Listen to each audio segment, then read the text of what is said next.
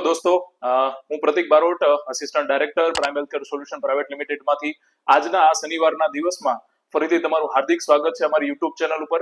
આજના દિવસમાં સ્પેશિયલ એક બહુ જ સારા એવા વ્યક્તિ અને અમારા ખાસ દોસ્ત પરાક્રમસિંહ જાદવ આજે અમારી સાથે છે.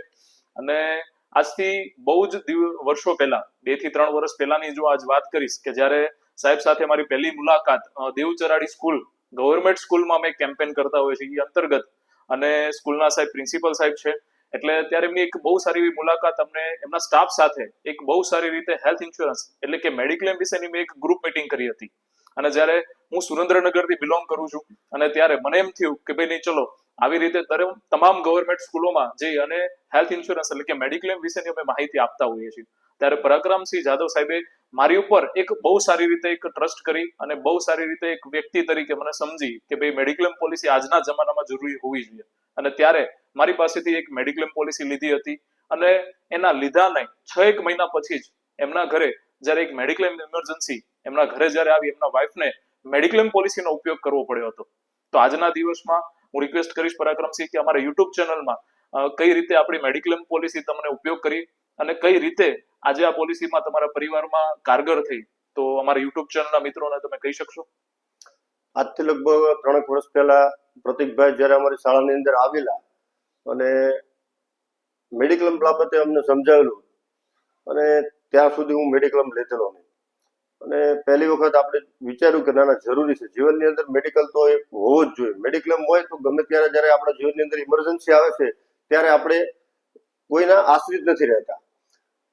મેડિકલ ઉતરાયો અને લગભગ 6 મહિના પછી મારા વાઈફ કે જેઓ ઘરે સ્ટૂલ માંથી પડી જતા, એમને બેક પેન થવા લાગ્યું. અને બેક પેનના હિસાબે અમે સુરેન્દ્રનગર 2-3 ડોક્ટરોને મળ્યા. ત્યાંથી અમદાવાદ માટે જવાનું કીધું તો અમદાવાદ અમે 2-3 ડોક્ટરને મળ્યા. લગભગ 3 ડોક્ટરને મળ્યા પછી દરેક ડોક્ટરે એવું કીધેલું કે મણકાની ગાદી ખસી ગઈ હોય અને એક નસ દબાતી હોય તો તમારે ઓપરેશન કમ્પલસરી કરાવવું પડશે. તો 3 ડોક્ટરનો રિવ્યુ લીધા બાદ અમે ઓપરેશન કરાવવાનું નક્કી કર્યું.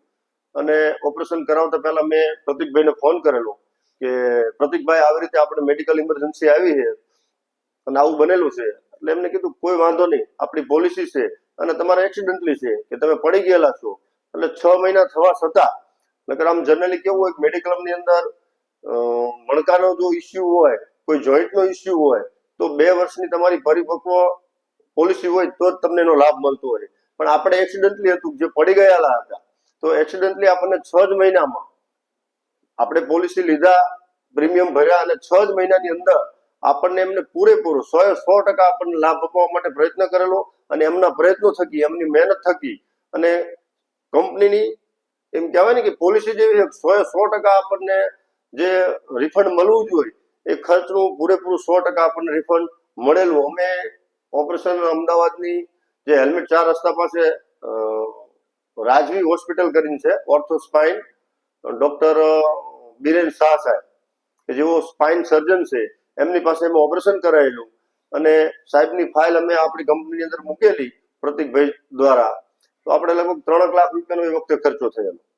તો એ 3 લાખ રૂપિયાના ખર્ચાનો 100% આપણને રિફંડ અપાવવા માટે પ્રતિકભાઈએ પ્રયત્ન કર્યો. અને એમના પ્રયત્ન અને સારી કંપની હોવાથી આપણને 100% રિફંડ મળેલું, જેનો હું આજની તકે પણ પ્રતિકભાઈનો આભાર માનું છું કે આપે જ મારે કહેવાય ને ઓલું કે એક આપણને મુસીબત આવવાની હતી, મુશ્કેલી આવવાની હતી, પણ એ મુશ્કેલી આવવાની હતી એના 6 મહિના અગાઉ આવી અને દેવદૂત ગળે મને બચાવી લીધું.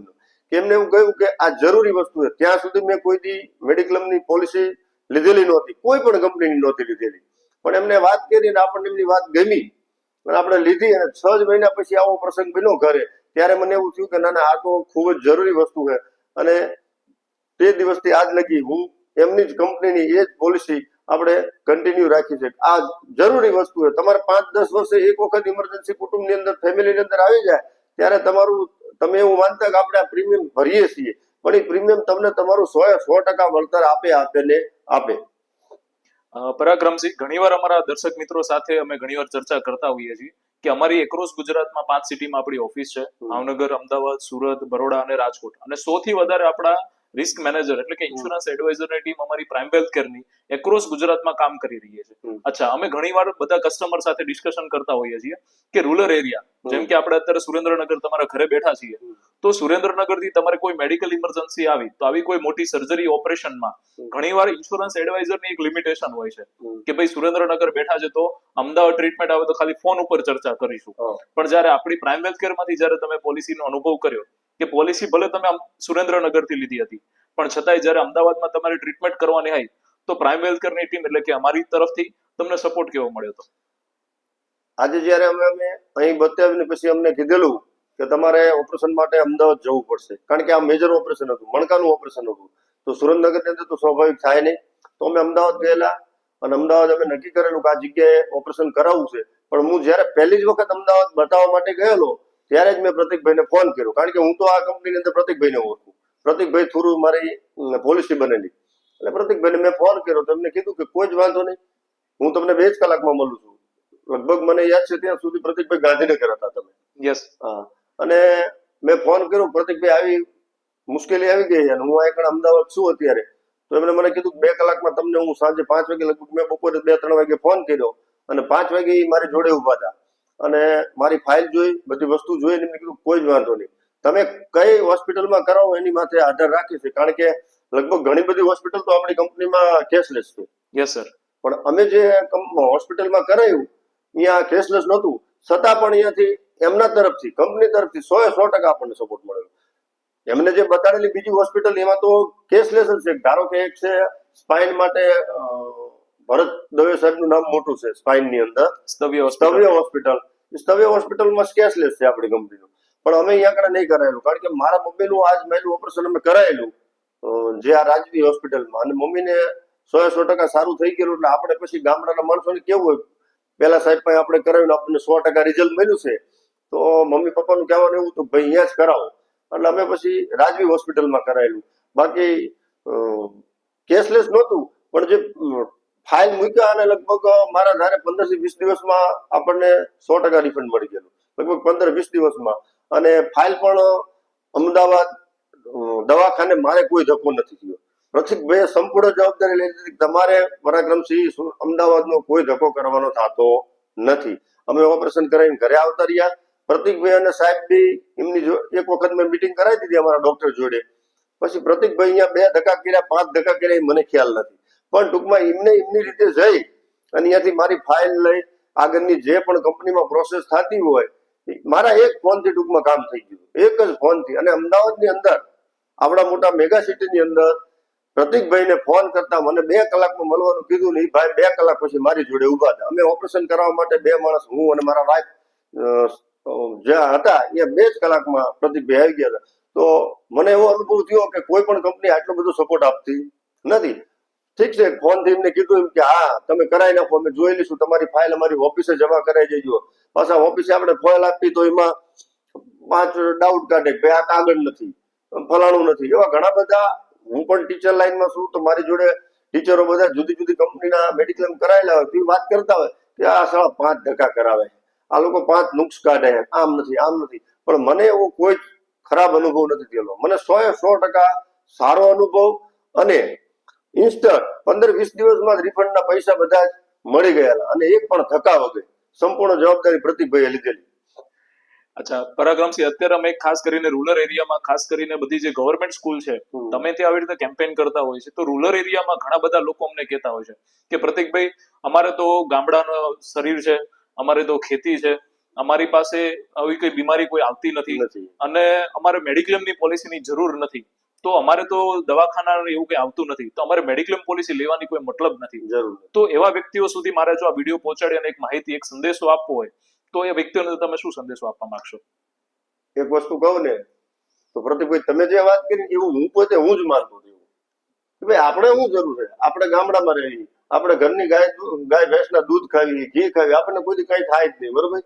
હું પોતે પણ એવું જ વિચારતો હતો. અને મને આજની તારીખ સુધી એમ કેવું હતું કે છેલ્લા 25-27 વર્ષથી મને યાદ નથી મને તાવ આવ્યો હોય, હું કોઈ બીમાર જ નથી પડ્યો. હવે આપણે બીમાર જનરલી કુદરતી નથી પડવાના, હું એવું જ માનતો હતો. ભાઈ આપણે ગામડામાં રહીએ છીએ, આપણે ચોખ્ખી હવા, ચોખ્ખા દૂધ, ચોખ્ખો ખોરાક ખાવી છે એટલે આપણે બીમાર નથી પડવાના. પણ જે વસ્તુ એક્સિડેન્ટલી બને છે ને ત્યારે આ વસ્તુનો આપણને હું ના જ પાડતો હતો એમને, પણ એમને જે અહીંયા સમજણ આપીને બધાને, અને બીજા સ્ટાફના મિત્રોએ કોઈ અલગ અલગ એક બે કંપની કોઈ ઉતરાયેલી હતી, એક બે નહોતી, મારા જીવને નહોતી ઉતરાયેલી અને મેં નહોતી કોઈ ઉતરાયેલી. પછી મેં વિચાર્યું ના ના, એક્સિડન્ટલી કોઈ વસ્તુ બને ક્યારે, એમાં તો કઈ જરૂર નથી કે આપણે બીમાર જ પડવી. એટલે આ વસ્તુ મારે એવું જ હતું. અમે બે માણસ અને બે, મારે એક દીકરો છે એક દીકરી છે, તો હવે યંગ, કારણ કે મારા 40-42 વર્ષ, છોકરાઓ 20 વર્ષની ઉંમર, એટલે આ ઉંમરે આપણે બીમાર જનરલી પડતા નથી હોતા, એવી કોઈ મોટી બીમારી હોતી નથી, બરોબર.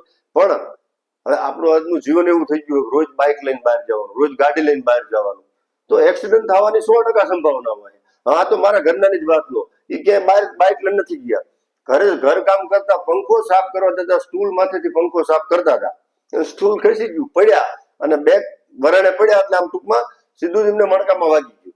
હવે મણકામાં વાગી ગયું, ગાદી ખસી ગઈ, 2-5 દી 10 દી દુખાવો સહન કર્યો, પછી એના આગળ રિપોર્ટ કરાવતા ગયા, એમ ખબર પડી કે આ તો આવી તકલીફ છે, નાનું હવે ઓપરેશન વગર ચાલે એવું નથી. એટલે આ બધી વસ્તુ આપણે માનવી કે ભાઈ આપણે ગામડામાં રહેવી છીએ, આપણું શરીર સારું છે, આપણે તંદુરસ્ત છીએ, પણ જે વસ્તુ એક્સિડન્ટલી બને છે ને, એ કોઈ કહીને આવતું નથી કે ભાઈ હું તમારા ઘરે આવી મુસીબતના રૂપમાં આવવાનું. અને હવે આપણે વિચાર્યું છે ગામડામાં પણ અત્યારે તમે જુઓ કે એટેકના કેટલા પ્રમાણ વધી ગયા, નસું બ્લોકેજ આવવાનું. હવે તમે એક વખત તમારા આવો નાનો એવડો પ્રશ્ન બની જાય, તમે એન્જિયોગ્રાફી કરાવો કે ભાઈ આ કરો, બાયપાસ કરાવો, કેવડા મોટા ખર્ચા.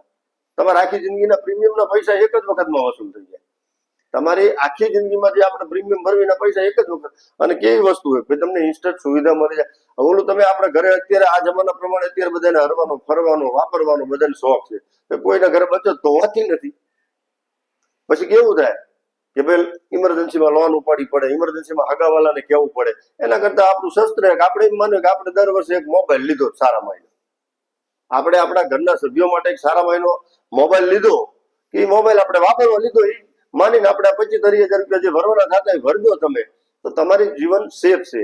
તમારે કોઈની પાસે કોઈ હાથ લાંબો કરવો ન પડે. મેં તો એવું વિચાર્યું કે આ વસ્તુ એટલી જરૂરી છે કે કદાચ બીજી વસ્તુ ઘરમાં ના લાવીને તો ચાલે, આ જીવન જરૂરી વસ્તુ કહેવાય કે આ હશે ને તો તમારે કોઈની પાસે હાથ લાંબો કરવો પડશે નહીં.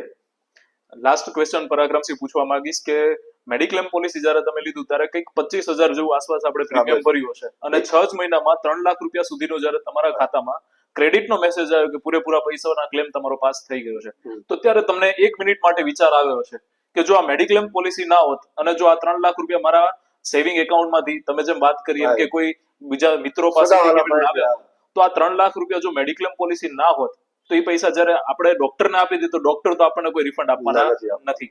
તો દર્શક મિત્રોને લાસ્ટમાં એક મારે ક્વેશ્ચન પૂછવો છે કે જો મેડિક્લેમ પોલિસી ના હોય અને જયારે 3 લાખ રૂપિયાની કોઈ આવી મેડિકલ ઇમરજન્સી આવે તો એ 25,000 રૂપિયા કાઢવા સહેલા છે કે 3 લાખ રૂપિયા?